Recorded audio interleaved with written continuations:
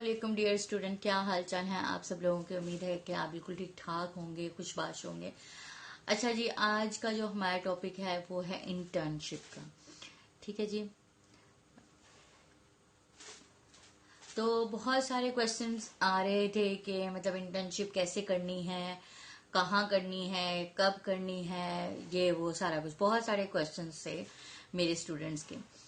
तो जनाब जी, उसके हम आपको फर्दर से आंसर भी देंगे कि क्या करना है, किस तरह से करना है। अच्छा, सबसे पहले इंटर्नशिप जो है वो कब स्टार्ट करनी है। बहुत अच्छा टाइम इंटर्नशिप स्टार्ट करने का ये है कि जब आपका फोर्थ सेमेस्टर कंप्लीट हो जाए उसके बाद आप इंटर्नशिप करें, वरना यूनिवर्सिटी जो है आपको थर्ड सेमेस्टर में भी ऑफर कर देती है इंटर्नशिप करना। लेकिन मैं पर्सनली आप लोगों को एडवाइस ये करूंगी कि जब आपका फोर्थ सेमेस्टर खत्म हो देन आप इंटर्नशिप स्टार्ट करें, क्योंकि उसके बाद ये होता है कि आप बहुत सारी चीजें सीख जाते हो। ठीक है।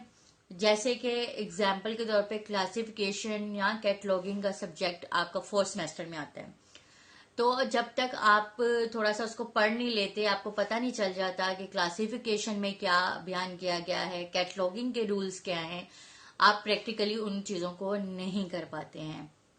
तो इसलिए मेरा जो ख्याल है वो ये है कि आपको फोर्थ सेमेस्टर के बाद ही इंटर्नशिप करनी चाहिए, अदरवाइज आप जब मर्जी इसको कर सकते हैं। अच्छा जी, अब इंटर्नशिप जो है वो कहाँ करनी है। तो इंटर्नशिप किसी भी रिप्यूटेड HEC से रिकॉग्नाइज्ड यूनिवर्सिटी अदारा, वहां से आप कर सकते हैं। ठीक है जी, HEC से रिकॉग्नाइज अदारा होना चाहिए। HEC उसको मतलब वो HEC से एफिलिएटेड होना चाहिए, फिर वो एक्सेप्टेड होता है। नंबर 2 क्वेश्चन हो गया। नंबर 3 ये है कि हमें इंटर्नशिप के प्रोसेस के बारे में बताएं। तो भाई सबसे पहले आपने खुद से तैयार करना है कि आपने कुछ सीखना है। ठीक है, जब आप खुद से तैयार करेंगे कि हमें सीखना है तभी आप इंटर्नशिप करने के काबिल हैं, अदरवाइज आप सिर्फ वहां जाएंगे और टाइम वेस्ट करके वापस आ जाएंगे। तो इसके लिए कुछ चीजों का आपको ख्याल रखना है कि जिस अदारे में आपने इंटर्नशिप करनी है, आपने माइंड बनाया है कि मैंने फलां यूनिवर्सिटी में करनी है या मैंने फलां अदारे में करनी है, तो सबसे पहले आपने उस अदारे में जाना है। वहां के जो लाइब्रेरियन है, वहां के जो इंचार्ज हैं, उनसे आपने पूछना है कि भाई मैं इंटर्नशिप करना चाहता हूँ या चाहती हूँ, तो क्या आप मुझे इंटर्नशिप करवा देंगे। क्योंकि बहुत सारे अदारे ऐसे हैं जो इंटर्नशिप ऑफर नहीं करते हैं और बहुत सारे करते हैं। तो जब आपका वो इंस्टीट्यूट आपको विलिंगनेस शो कर दे कि हाँ भाई हम जो है वो इंटर्नशिप आपको करवा देंगे, तो आपने क्या करना है, आपने यूनिवर्सिटी की वेबसाइट पे जो है ना एक फॉर्म पड़ा हुआ है जिसका नाम है इंटर्नशिप फॉर्म। ठीक है, वो आपने डाउनलोड कर लेना है। उसमें जो रिक्वायरमेंट्स होंगी उनको पूरा करना है, और यूनिवर्सिटी की ऑफिशियली वेबसाइट, उसके नीचे ही, उस फॉर्म के नीचे ही उसका ईमेल आईडी दिया हुआ है, उस पर आपने उसको ईमेल कर देना है। विद इन 1-2-3 डेज में वो आपको रिप्लाई दे देते हैं कि हाँ जी आप वहां पर जाके जो है ना वो इंटर्नशिप स्टार्ट कर दें।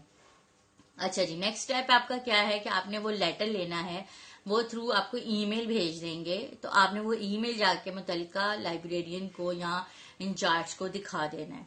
ठीक हो गया। अब तो ये आपका प्रोसेस हो गया इंटर्नशिप करने का। अब आगे जो कुछ बातें हैं जो मैं आपसे शेयर करना चाहती हूँ, आपको मैं बताना चाहती हूँ कि आप लोग क्या करेंगे।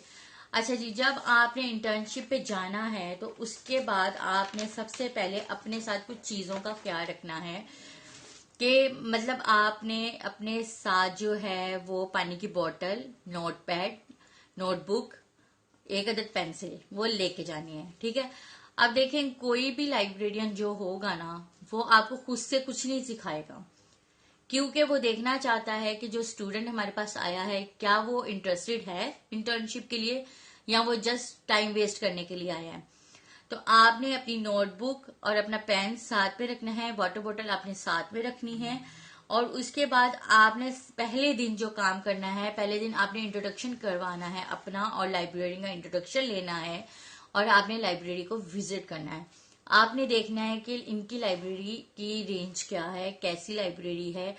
फिर वो आपसे डिस्कशन करेंगे, थोड़ी बहुत बातचीत करेंगे आपके साथ, आपको समझाएंगे चीजों का। फिर आपने अपनी इंटर्नशिप को प्रॉपर तरीके से स्टार्ट कर देना है। अच्छा जी, अब लाइब्रेरियन आपको जिस सेक्शन में भेजेगा, जो काम कहेगा वो आपने करना है। आपने ये नहीं सोचना कि भाई मैं ये काम क्यों करूं, तो मैं ये काम क्यों करूं। आपने ऐसा नहीं सोचना। आपको जो काम दिया जाएगा, जैसा दिया जाएगा, आपने वो करना है। अच्छा, अब सेकंड स्टेप पे सबसे पहले वो आपको शेल्विंग सिखाएगा। ठीक है, shelving is most important part in the library. किसी भी यूनिवर्सिटी में लाइब्रेरी जो है वो रीढ़ की हड्डी रखता है, और वहां पर जो लाइब्रेरी के सेक्शंस हैं उनमें शेल्विंग सबसे इम्पोर्टेंट होता है, क्योंकि जब भी आपके पास किताब आनी है, आपने प्रोसेसिंग करने के बाद इसको शेल्विंग करनी है। और शेल्विंग करने के लिए आपको उसके क्लासिफिकेशन नंबर के अकॉर्डिंग करना है। कुछ लोग सब्जेक्ट वाइज करते हैं, कुछ लोग क्लासिफिकेशन वाइज करते हैं। Is depend on university. ठीक है, is depend university rules, is depend librarian. ये इसमें कोई भी वो मजाके वाली बात नहीं है। ठीक है, उसके बाद आपने खुद से क्वेश्चन रेज करने हैं, खुद से लाइब्रेरियन से पूछना है कि भाई मैंने ये सीखना है, मैंने ये सीखना है, मुझे ये भी चाहिए, मुझे वो भी चाहिए। मतलब अगर आपको आर्टिकल डाउनलोड करने नहीं आते तो आप लाइब्रेरियन से पूछेंगे कि भाई how to download the articles, कौन कौन सी वेबसाइट्स हैं जहां से फ्री बुक्स हम डाउनलोड कर सकते हैं, हम लोग ई लाइब्रेरी को किस तरह से यूज कर सकते हैं, हम लोग डिजिटल लाइब्रेरी किस तरह से बना सकते हैं। अगर वो मैनुअल काम करते हैं तो आपने ये चेक करना है कि वो रिटर्न इश्यू किस तरह से करते हैं, वो किन किन प्रोसेस का ख्याल रखते हैं। जब बच्चों को देखें, लाइब्रेरी में सिक्योरिटी भी बहुत ज्यादा इंपॉर्टेंट रखती है, इम्पोर्टेंट रोल प्ले करती है कि जब आप लाइब्रेरी में एज अ लाइब्रेरियन काम करते हैं तो लाइब्रेरी का जितना भी मटेरियल है उसकी रिस्पॉन्सिबिलिटी आप पे होती है। उसको ठीक करना, उसको मैनेज करना, वो सब आपकी अपनी जिम्मेदारी है। ठीक है जी। तो उसके बाद हमने क्या करना है, हमने खुद से बताना है, हमने अपने जो हमें इंटर्नशिप करवा रहे हैं पर्सन, जो हमारे लाइब्रेरियंस होंगे, आपने खुद उनसे क्वेश्चन करना है, आपने खुद उनसे चीजें पूछनी है। आपने ये नहीं करना कि बस वो जो बताएंगे उसी पे गुजारा करना है, ऐसा नहीं करना। जब आप ऐसा करेंगे कि जो वो बताएंगे वैसा ही आप करेंगे, तो वो फिर यही सोचेंगे कि ये तो इंटरेस्टेड ही नहीं है, तो हम इन्हें मजीद कुछ नहीं बताएंगे। जो ये मतलब जो एक नॉर्मली होता है, रिटर्न इश्यू कैसे करना है, फिलहाल कैसे करना है, ये चीजें वो आपको बता देंगे। लेकिन जो अंदर की चीजें हैं, जो आपकी फ्यूचर में काम आने वाली हैं, वो आपने खुद से सीखनी है। वो मैं आपको बताती हूँ थोड़ी थोड़ी सी चीजें।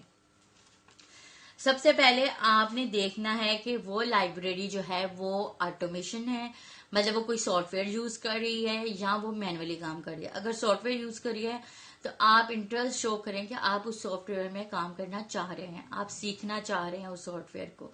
ठीक है, जब आप उस चीज को सीखेंगे तो आपको इन फ्यूचर आसानी होगी लाइब्रेरी को ऑटोमेशन करने के लिए, लाइब्रेरी मैनेजमेंट को समझने के लिए।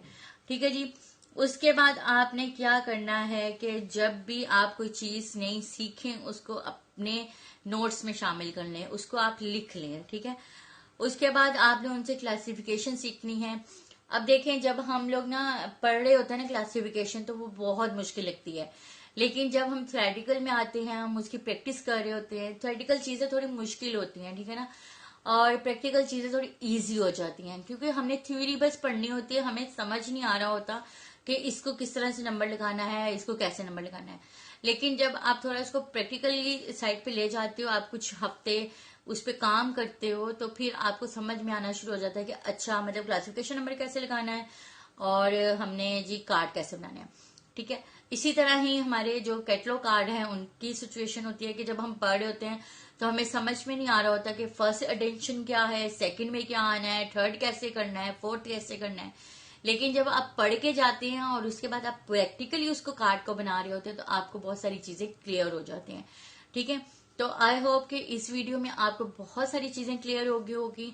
आपको वीडियो पसंद आई होगी। वीडियो को लाइक शेयर कमेंट करना बिल्कुल मत भूलिएगा, और अगर आप मेरे चैनल पर नए हैं तो सब्सक्राइब भी कर दीजिएगा। Thank you so much. Allah Hafiz.